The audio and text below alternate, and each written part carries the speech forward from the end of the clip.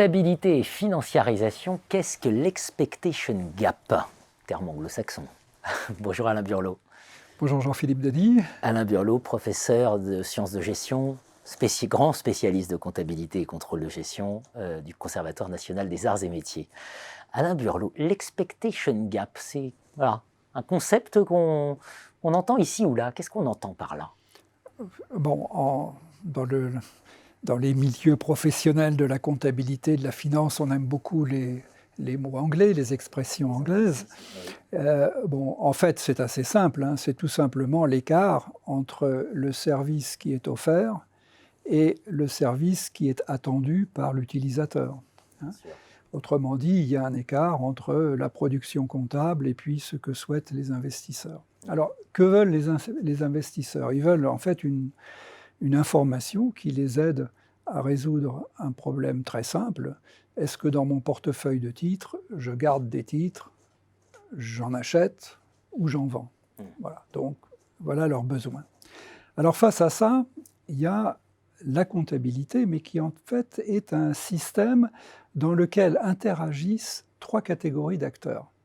Les producteurs de comptes, les auditeurs et les utilisateurs. Alors les producteurs de comptes, eux, sont liés par, d'une part, la complexité des montages juridiques et financiers, et puis par les normes comptables qui sont un modèle de complexité.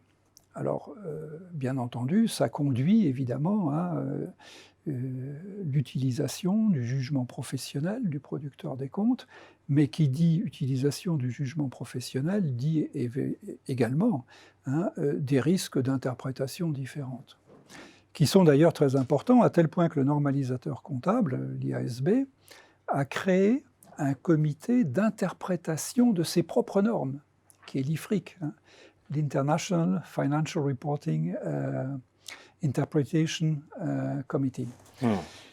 Alors, tout ça, donc, c'est les affres dans lesquelles sont plongés les producteurs, mais derrière, il y a les auditeurs qui doivent certifier l'exactitude de l'information fournie, sachant que les auditeurs prennent un risque. C'est-à-dire que si ça se passe mal, s'il y a un scandale, c'est eux qui vont être en première ligne. On va leur dire, vous avez signé des comptes, ce que disait Armand Hatchwell, qui nous ont induits en erreur, donc maintenant vous passez à la caisse, pour faire simple.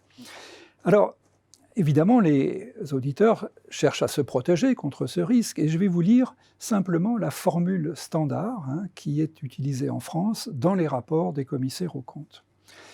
Le commissaire aux comptes formule une certification sans réserve lorsque l'audit des comptes qu'il a mis en œuvre lui a permis d'obtenir l'assurance élevée, mais non absolue, du fait de la limite de l'audit et qualifiée par convention d'assurance raisonnable que les comptes pris dans leur ensemble ne comportent pas d'anomalies significatives. Alors vous voyez que c'est bordé un petit peu de toutes parts. Absolument. Évidemment, ça ne satisfait pas l'investisseur qui, lui, veut quelque chose de clair et net. Il ne veut pas toutes ces subtilités. Donc ça, c'est déjà un second expectation gap. Et puis, il y a, bien entendu, l'investisseur. Alors l'investisseur, ce qui l'intéresse, ça serait une information prévisionnelle. Alors, évidemment, l'information comptable, elle est ex post, elle est passée. Bon. Néanmoins, en 1984, la loi sur les défaillances d'entreprise a introduit une obligation pour les grandes entreprises de publier un compte de résultats prévisionnel et un tableau de financement prévisionnel. Donc il y a quand même un peu d'informations prévisionnelles. Et puis aujourd'hui, on constate que l'investisseur est quand même de plus en plus sensible à la responsabilité sociale et environnementale des entreprises, parce que ça fait peser sur l'entreprise, donc sur l'investissement réalisé, un risque majeur. On l'a vu au cours des 20 dernières années, je pourrais citer un certain nombre d'exemples, mais ça a pu mettre des entreprises à terre, ou presque à terre. Alors là aussi, le législateur a réagi. En 2008, il a complété le Code de commerce en disant que pour les grandes entreprises, il y a une obligation de produire une information extra-financière, mais produite à peu près sur le même modèle que l'information comptable. Alors, que doit-elle dire? Là, je vous lis l'article parce que c'est vraiment très savoureux, on ne peut pas y échapper. Donc, l'information extra-financière comprend notamment des informations relatives aux conséquences sur le changement climatique de l'activité de la société et de l'usage des biens et services qu'elle produit, à ses engagements sociétaux en faveur du développement durable, de l'économie circulaire, de la lutte contre le gaspillage alimentaire, de la lutte contre la précarité alimentaire, la lutte contre pour le respect du bien-être animal, l'alimentation responsable, équitable et durable, les accords collectifs conclus dans l'entreprise et leur impact sur la performance économique de l'entreprise, ainsi que sur les conditions de travail des salariés, les actions visant à lutter contre la discrimination et à promouvoir les diversités, et enfin les actions en faveur des personnes handicapées. Vous voyez, c'est extraordinaire.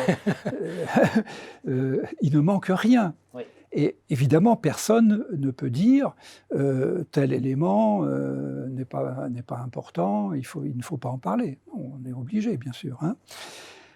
Alors, évidemment, ça ne répond pas du tout à la question de l'investisseur. C'est-à-dire, il est déjà noyé sous l'information comptable, on rajoute une information extra-financière qui va être auditée, et donc on rajoute encore peut-être une centaine ou 200 pages d'informations complémentaires. Alors, vous voyez, on est en face d'un beau paradoxe. L'expectation gap conduit à une demande de simplicité et on répond par de la complexité. Évidemment, on va voir comment se résout ce paradoxe. Il y a quelque chose qui s'appelle l'efficience des marchés, notamment. Merci Alain Burlot. Merci Jean-Philippe Dany.